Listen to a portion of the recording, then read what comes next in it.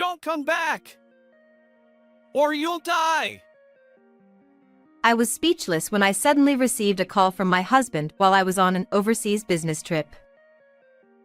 His voice was filled with a sense of urgency. Then, he repeatedly said, Do not come back to the country until I contact you.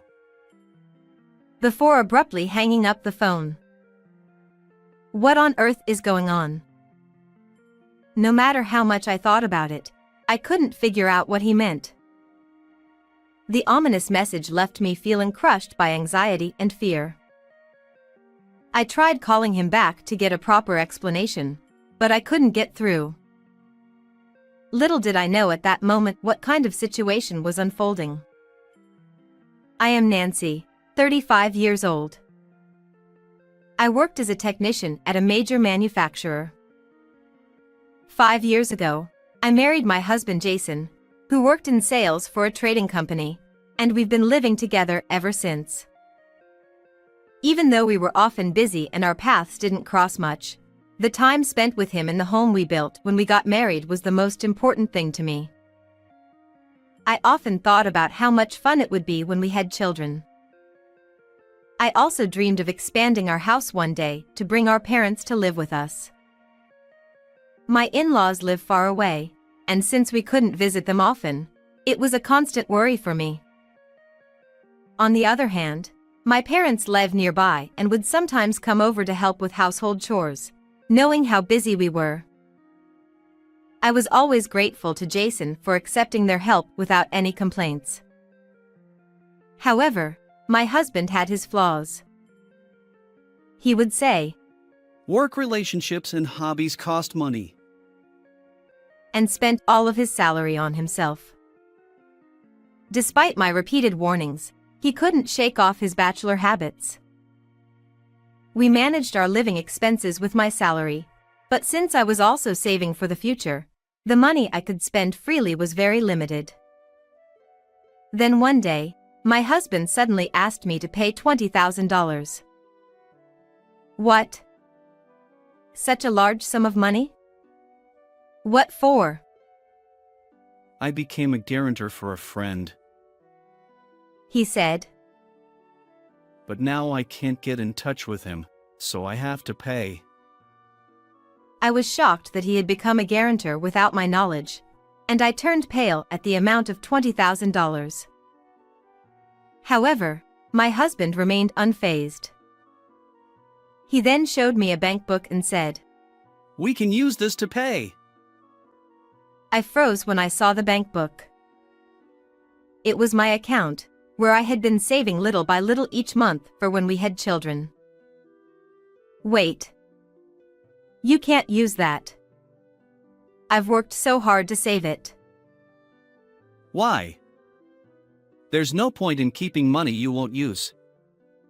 You can't have kids anymore anyway, so it's just wasted money. That's terrible. I was devastated by his cruel words and his mocking laugh. I couldn't stop the tears from flowing, and I was unable to say anything more. It hurt so much to have my efforts and hopes for the future dismissed. Jason didn't care that I was crying. He went into his study and ignored me for the rest of the night, not coming out until the next morning, despite my attempts to talk to him through the door.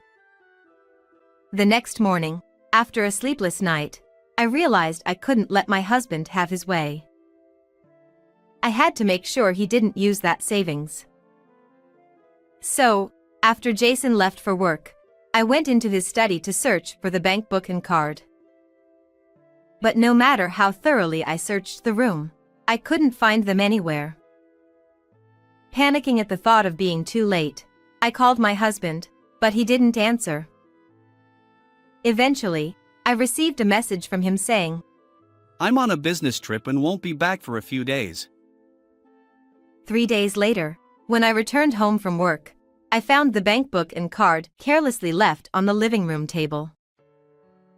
With a sense of dread, I quickly checked the bank book and saw that all the money I had saved had been withdrawn. How could he do this to me? I was heartbroken and furious, and I couldn't stop crying. Although I had been concerned about his extravagant spending, I had tolerated it because we managed to get by. But at that moment, my patience reached its limit.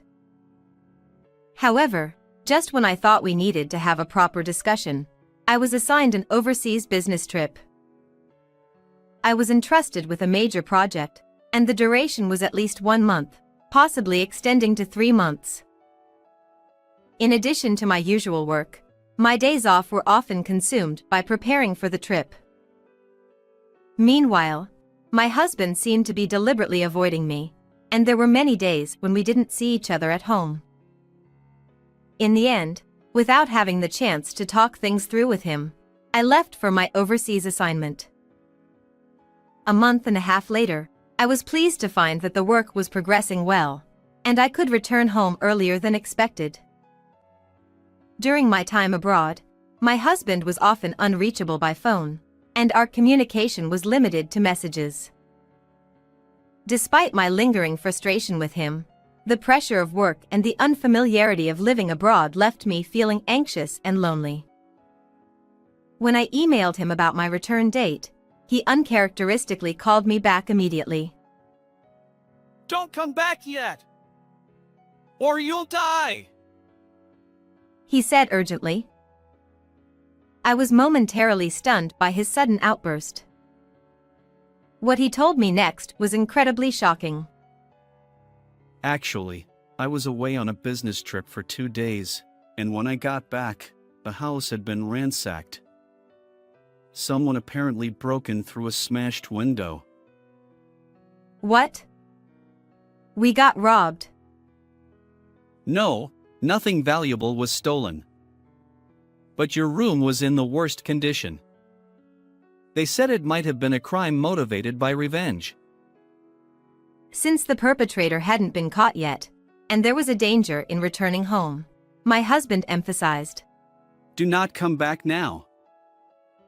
Seeing how serious he seemed, I was overcome with anxiety and fear, and I immediately canceled my return flight.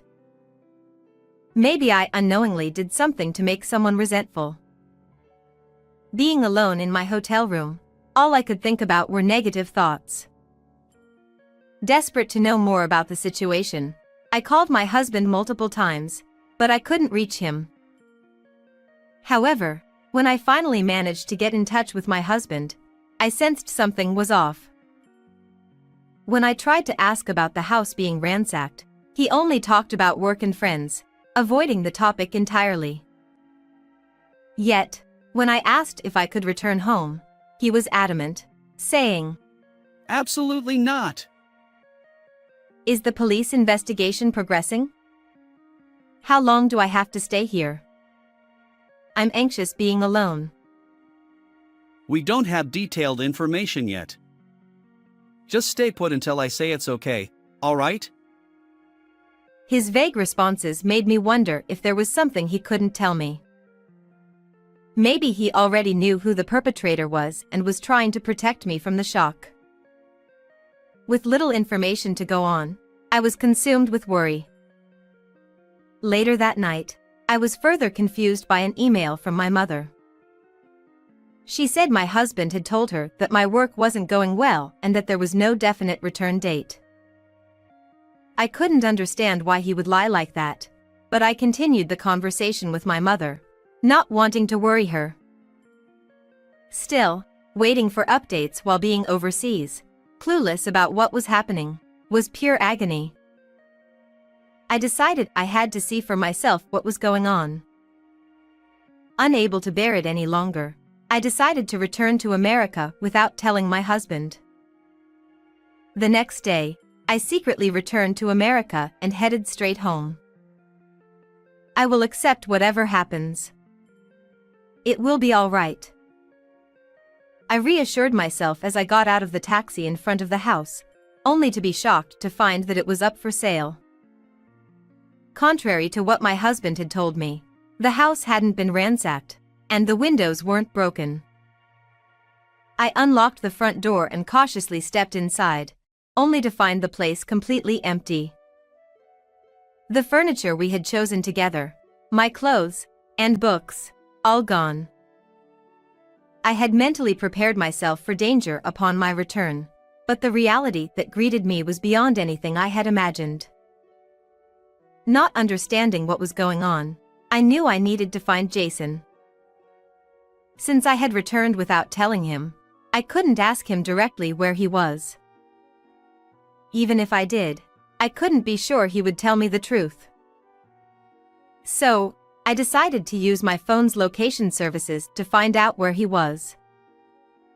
2 hours later, I found myself in a city adorned with sparkling neon lights. I was keeping watch in front of a certain club when my intoxicated husband stumbled out, supported by a female staff member. The house is likely to sell for a good price, and with my gloomy crying wife not coming back for a while, I'm free to have the time of my life. Clearly under the influence, he didn't hold back his loud, cheerful demeanor. The woman linking arms with him asked, "Are you not going to leave your wife?" Ha ha! He crudely laughed it off. That woman is my cash cow. I'm not letting her go. She'll keep working hard for me from now on. With those words, he pulled the woman closer by her shoulder. Unable to watch any further, I quickly left the scene, feeling heartbroken and betrayed by the husband I had trusted. Wiping away tears repeatedly, I told myself, no more tears. I have to be strong. Summoning up my courage, I resolved to plan and execute something despite my faltering heart. A week later, in the evening, I headed to the hotel and sat in the lobby, waiting for a certain person. About an hour later, a man in a branded suit and luxury watch arrived and stopped by the reception. Finally, the moment had come. After taking a deep breath and giving myself a slap on the cheek to gather my resolve, and I walked towards him. The man, emanating a strong scent of cologne, visibly startled and took a step back when he saw my face. What are you doing here? Waiting for you, Jason. As I approached my husband, he clicked his tongue and glared at me. Who do you think you are, ignoring my words and coming back home like this? Meeting after 2 months, those were his first words to me, and my anger reached its peak. How dare you say that? My shout echoed through the hotel lobby, drawing the attention of staff and guests alike. Among them, the most surprised was my husband himself. He looked flustered. Let's go to the room and talk first. He grabbed my arm and started walking. I stared daggers at his back in silence. Upon entering the room, my husband threw his bag down and took off his jacket, pushing it towards me. He gestured with his chin for me to hang it up. Who does he think he is, acting all high and mighty at a time like this? He doesn't understand anything. Filled with anger, I threw the jacket back at him defiantly, catching him off guard with my unprecedented rebellious attitude. I came back home to see the truth with my own eyes. Ha! What are you talking about? You mentioned before about being a guarantor for your friend. Give me his name, contact information, and workplace. I'll tell him to repay the money quickly. I confronted my husband with a piercing stare. But he looked bewildered as if he didn't know what I was talking about. It was incredibly painful for me, yet it seemed like something he could easily forget. That realization filled me with unbearable frustration. Oh. As if recalling something, he lifted his head and reluctantly loosened his tie. Letting out a deep sigh, he resigned himself. The thing about being a guarantor for my friend. It was a lie. He confessed. To my shock, the $20,000 debt turned out to be from my husband's reckless spending. Unlike you, I have expenses to maintain social connections. Stop dredging up the past. He defiantly yelled at me, shifting the blame onto me. His words about the past finally broke my patience. The only reason you could repay that debt was because of the money I had saved. I forcefully slammed the nearby table and confronted him. You used my money without permission, never paid me back, and now you're saying it's all in the past? Don't you dare act so self-righteous. Overwhelmed by my outburst, my husband staggered back. I took a deep breath to calm myself down. Then, shall we talk about the $50,000 debt you accumulated while I was away? At those words, my husband turned pale. I sat down on a nearby chair and silently gestured for him to sit across from me. He realized that my demeanor was different from usual, nervously took a seat, and feigned ignorance. I don't know what you're talking about. Did you think I only returned to America today? What? Isn't that the case? I've been back for some time. I found out you've been using this hotel as your home base by tracking your movements with GPS. I looked at him coldly, and he lowered his head, sweat beading on his forehead. I've had the chance to investigate your activities until today. Taking advantage of my absence due to the overseas business trip, my husband had been frequenting clubs and extravagantly partying with women. Additionally, he had been splurging on expensive limited edition brand items and gambling away money. As a result, in just a month and a half, he had racked up an astounding $50,000 in debt. To cover this debt, he had sold our house without my consent. That house, with its prime location and meticulously designed rooms, was a highly desirable property. Even I, a layperson, knew it would sell quickly. The appraisal of the house exceeded my husband's expectations, prompting him to decide on an immediate sale. However, upon receiving my notification of return, he panicked and lied to prevent it. Our home has been vandalized and is unsafe. How exactly did you plan to explain selling the house to me? I thought I could convince you that a house someone broke into was bad luck, so we should move. His cunning left me speechless, and I let out a deep sigh. Did you really think you could sell the house without consulting me? Seeing his face pale, I slammed a set of documents from my bag onto the table. He hurriedly grabbed them, and upon reading, fell off his chair. How? How did this happen? The documents nullified the house sale contract he had signed. He was visibly shaken, holding his head in disbelief. Too bad your plan didn't work out. He seemed to want to say something, but I ignored him and returned the documents to my bag. The cost of building our house was covered by the money I had saved diligently since my single days, so the house was in my name. For anyone other than the title holder to sell the house, my consent was required.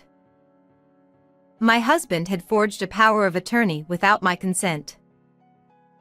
Naturally, such a contract was invalid, so I informed the real estate company and took the necessary steps to nullify the sale.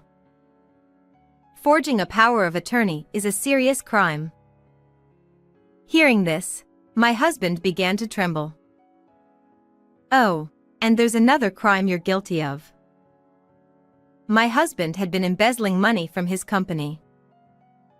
Whenever his fraud was about to be discovered, he would shift the blame onto his subordinates. One of these subordinates, who had grown suspicious of being repeatedly blamed for things he hadn't done, had found evidence of my husband's wrongdoing. How? How did this happen? Your subordinate Harrison is an old classmate of mine. He's a bit clumsy but very serious and responsible. While investigating my husband's activities, I coincidentally reconnected with Harrison. Upon learning each other's situations, we decided to work together. My husband looked shocked but then quickly scoffed and defied me. I'm well regarded at the company. I don't know what Harrison found, but no one will believe a guy who's constantly being written up. When I heard those words, a deep sense of disgust welled up inside me. I couldn't believe he was shifting blame onto a hard-working subordinate without any remorse for his own misconduct. My husband was still sitting on the floor and looked up at me with a sneer. I don't know what you're misunderstanding, but it won't be Harrison who reports you to the company. It's me. What? I have the evidence of your misconduct from Harrison, and if I tell them about all the debts you've accumulated, it'll be pretty convincing, won't it? I had already contacted his company, and a meeting with his direct superior was scheduled. The heads of the accounting and HR departments would also be present.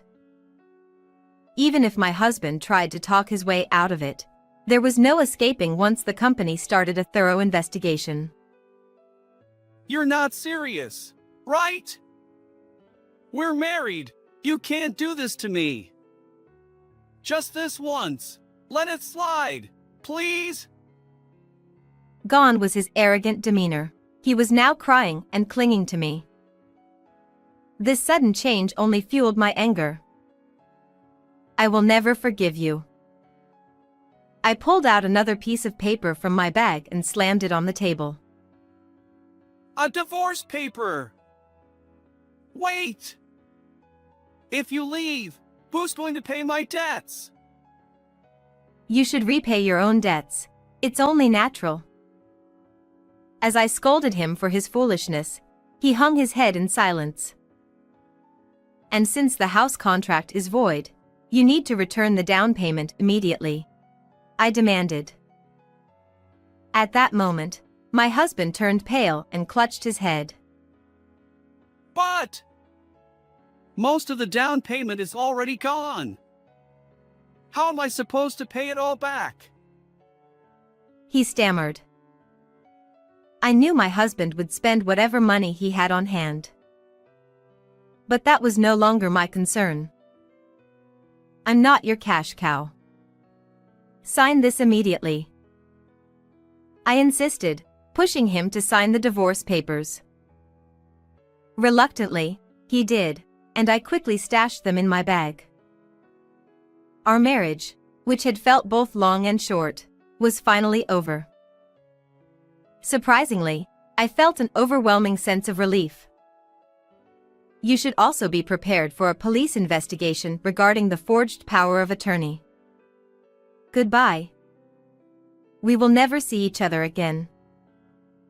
Without another glance at him, I walked out of the hotel room.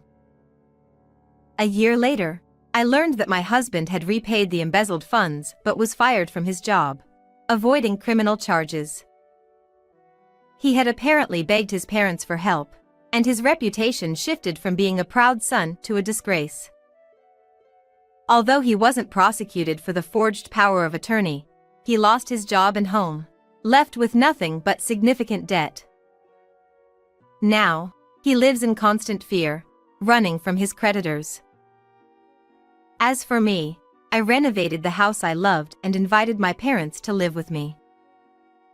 The three of us now share a happy home. With another major project on the horizon, I will soon travel abroad again for work.